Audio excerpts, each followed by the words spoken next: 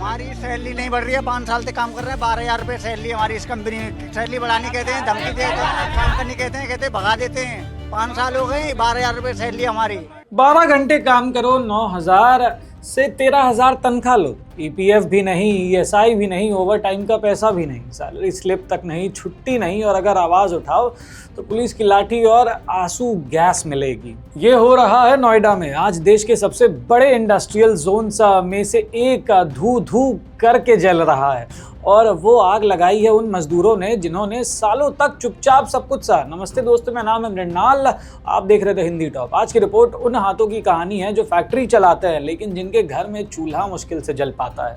इस आंदोलन की शुरुआत नोएडा से नहीं, हरियाणा के मानेसर से हुई थी। असलियत में अप्रैल 2026 की शुरुआत में मानेसर के होंडा, मुंजाल, शोभा, सत्यम ऑटो समेत कई बड़े कारखानों के कॉन्ट्रैक्ट वर्कर्स ने हड़ताल की। उनकी मांगे थी मिनिमम वेज में बढ़ोतरी, 8 घंटे का work day, double over time और बेहतर काम के हालात। हरियाणा सरकार ने 1 अप्रैल 2026 से मिनिमम वेज में करीब 35% की बढ़ोतरी का भी ऐलान किया। अनस्किल्ड वर्कर्स के लिए 15,220 से हाईली स्किल्ड के लिए 19,425 तक।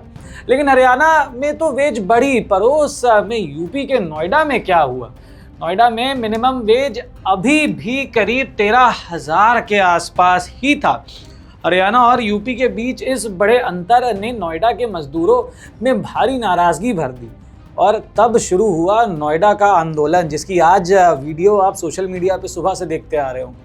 ये प्रोटेस्ट पहले गुरुग्राम में शुरू हुई और नोएडा तक फैली। शुरुआत में शांतिपूर्ण था लेकिन धीरे धीरे हिंसक हो गया। फेज 2 और इकोटेक 3 इंडस्ट्रियल एरियाज की 500 से ज्यादा कंपनियां के हजारों कर्मचारी इस आंदोलन में शामिल हो गए। 13 अप्रैल को मदरसन ग्रुप के वर्कर्स के नेतृत्व में प्रोटेस्ट तीसरे दिन और उग्र हो गया। फेज 2 से सेक्टर 59 से 62 तक प्रदर्शनकारियों ने सड़कें जाम कर दी और मेट्रो ऑपरेशन सब बाधित हो गई। NH9 की तरफ बढ़ते प्रोटेस्टर्स ने पथराव भी किया, प्राइवेट व्हीकल्स और बसेस में आग लगाई, एक पुलिस व्हीकल भी पलट दी गई। पुलिस ने भीड़ हटाने के लिए टीयर गैस का इस्तेमाल किया, रुला देने वाला जो गैस होता है उसका इस्तेमाल किया। ट्रिब्यून की एक रिपोर्ट के मुताबिक वर्कर्स का कहना है कि वो 12 घंटे काम करते हैं लेकिन उन्हें 9,000 से 13,000 के बीच तनख्वाह मिलती है। बढ़ती महंगाई में ये बेहद कम है, बेहद। वर्कर्स की मुख्य मांग है कि मिनिमम वेज का बढ़ाकर 26,000 प्रति माह किया जाए। इसके साथ ही डबल ओवर टाइम पे, fixed working hours, weekly holiday और वक्त पर तनख्वाह की मांग है। हमारी सैलरी नहीं बढ़ रही है। 5 साल से काम कर रहे हैं। 12,000 रुपये सैलरी हमारी इस कंपनी में। सैलरी बढ़ाने कहते हैं, धमकी देते हैं, काम करने कहते हैं भगा देते हैं। 5 साल हो गए, 12,000 रुपये सैलरी हमारी। ओवर टाइम 30 दिन से डिवाइड करते हैं जबकि 26 दिन से होना चाहिए। और डबल मिलना चाहिए, डबल कुछ भी नहीं। और डबल ओटी मिलना चाहिए, डबल 780 रुपये पर डे मिलना चाहिए। हम टीवी बनती है, बेस्ट पे कंपनी है। इसमें 5 साल हो गई, 12,000 सैलरी सबकी, कोई सुनवाई नहीं होती किसी की भी। सब सिंगल ओवर टाइम मिलता, 40 रुपए घंटा, 30 रुपए घंटा। 12 घंटे काम लेते हैं खड़े खड़े। बेस्ट पे कंपनी। इसमें टीवी बनती है और प्रोसेस भाई खड़े होके काम है गुरुजी। बंदे इतने दुखी हो रहे हैं, 5-5, 6-6 साल होगी, सैलरी 12-12 हजार है।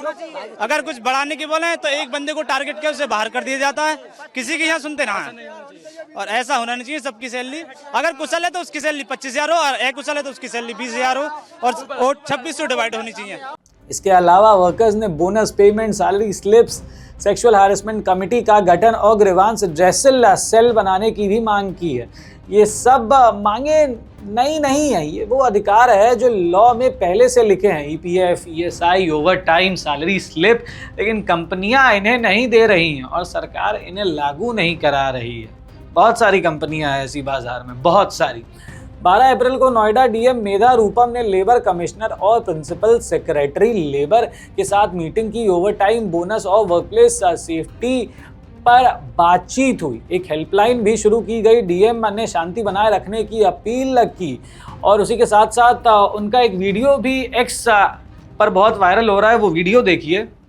कि पिछले 2 से 3 दिवस में सभी औद्योगिक इकाइयों के साथ विस्तृत रूप से बैठकें रखी गई हैं और निम्न निर्देश प्रदान किए गए हैं जिनका अनुपालन सुनिश्चित किया जाएगा। पहला निर्देश, ओवरटाइम का भुगतान दुगनी दर से किया जाएगा। साथ में प्रत्येक श्रमिक को साप्ताहिक अवकाश प्रदान किया जाएगा और यदि साप्ताहिक अवकाश पर काम किया जाता है तो उसका भुगतान दुगनी दर से किया जाएगा। दूसरा निर्देश, सभी श्रमिकों को नियम अनुसार बोनस दिया जाएगा जो कि अधिकतम 30 नवंबर से पहले उनके बैंक खातों में सुनिश्चित किया जाएगा पहुंचाना। तीसरा निर्देश, यौन उत्पीड़न रोकथाम समिति समस्त कार्यस्थलों पर गठित की जाएगी और इसकी अध्यक्षता महिलाओं द्वारा की जाएगी। शिकायत पेटी की स्थापना भी करी जाएगी जिसके अंदर श्रमिक भाई बहन शिकायतें उसमें डाल सकते हैं। साथ में यह सुनिश्चित किया जाएगा कि सम्मानजनक व्यवहार सभी श्रमिकों के साथ किया जाए। चौथा निर्देश, श्रमिकों का वेतन प्रत्येक माह 10 तारीख से पहले उनको एक मुश्त उनके बैंक अकाउंट में ट्रांसफर किया जाएगा। साथ में अगला निर्देश, सभी श्रमिकों को वेतन पर्ची अनिवार्य रूप से प्रदान की जाएगी। इसके साथ साथ जिले स्तर पे एक कंट्रोल रूम भी स्थापित किया गया है और इस कंट्रोल रूम में श्रमिक भाई बहन अपनी किसी भी समस्या को बता सकते हैं जिस पे त्वरित रूप से कार्रवाई करी जाएगी। कंट्रोल रूम के नंबर मैं आपको नोट करा रही हूं, 0120297823 दूसरा नंबर है 0120297823 तीसरा नंबर है 012029788862 और आखिरी नंबर है 012029787702। इसके साथ साथ सभी श्रमिक भाई बहनों से यह मेरी अपील है कि आप सब शांतिपूर्वक अपने अपने कार्यस्थल पर जाएं और कार्य करें। साथ में आपसे यह भी अपील है कि जिले का सौहार्द बनाए रखें व कानून व्यवस्था भी बनाए रखें। इसके साथ साथ आपसे यह भी अपील है कि किसी भी प्रकार की अफवाहों से प्रभावित नहीं हो। लेकिन 13 अप्रैल को फिर हिंसा हुई, मतलब मीटिंग हुई, प्रोमिसेस हुए, लेकिन जमीन पर कुछ नहीं बदला। सीएम योगी आदित्यनाथ ने दखल देते हुए कंपनियों को 24 घंटे के अंदर वर्कर्स के सभी पेंडिंग पेमेंट्स चुकाने का आदेश भी दिया। लेकिन हम पूछते हैं कि ये ऑर्डर्स पहले क्यों नहीं दिए गए? सालों से कंपनियां ईपीएफ नहीं दे रही हैं, ईएसआई नहीं दे रही हैं, ओवर टाइम नहीं दे रही हैं और सरकार देख ही रही है, बस देखती ही रही। जब लेबर कमिश्नर खुद प्रोटेस्ट साइट पर पहुंचे तब भी वर्कर्स ने उनका प्रपोजल रिजेक्ट कर दिया क्योंकि अब शब्दों पर भरोसा नहीं रहा, सिर्फ एक्शन चाहिए।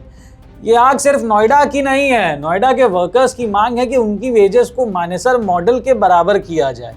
लेकिन इंडस्ट्रियल यूनिट्स अब तक किसी रिवीजन के लिए राजी नहीं हुई हैं। अगर यूपी सरकार जल्द और ठोस कदम नहीं उठाती तो ये प्रोटेस्ट और बड़े इंडस्ट्रियल बेल्ट्स में फैल सकती है। ग्रेटर नोएडा, गाजियाबाद और लखनऊ के वर्कर्स में भी यही असंतोष धड़क रहा है। नोएडा एडमिनिस्ट्रेशन ने ऐलान किया है कि एनुअल बोनस नवंबर के अंत से पहले दिया जाएगा और महिला कर्मचारियों की शिकायतों के लिए एक कमेटी बनाई जाएगी। लेकिन ये काफ़ी है क्या? जब तक मिनिमम वेज का सवाल नहीं सुलझता ये आग बुझेगी नहीं। और क्या पता है, शायद ये आग एक इंडस्ट्री से, एक डोमेन से फैलकर बाकी इंडस्ट्रियों में भी पहुंच जाए, क्योंकि इसके असर जो है वो अलग अलग इंडस्ट्रीज़ में, बाकी इंडस्ट्रीज़ में भी दिखने वाले हैं। कि अगर आप लेबर वर्कफोर्स की मिनिमम वेज बढ़ाएंगे तो बाकी इंडस्ट्रीज़ पे भी इसका इनडायरेक्ट असर पड़ेगा। शायद और भूचाल मच सकता है आने वाले कुछ समय में। इस देश की जीडीपी में मजदूर का खून और पसीना है, ये मानना पड़ेगा आपको। ये वो लोग हैं जो ठंड में, गर्मी में 12-12 घंटे काम करते हैं। इनके बच्चों का भविष्य इनकी तनख्वाह पर टिका है। सरकार से सवाल है कि ईपीएफ लॉ है, ईएसआई लॉ है, मिनिमम वेज एक्ट है, तो इन्फोर्समेंट क्यों नहीं है? कंपनियां इन कानूनों की धज्जियां क्यों उड़ाई जा रही हैं? और हम फैक्ट्री से भी पूछते हैं कि जब इन्हीं हाथों से आपका मुनाफा होता है तो उन हाथों को उनका हक देने में इतना वक्त क्यों लगता है?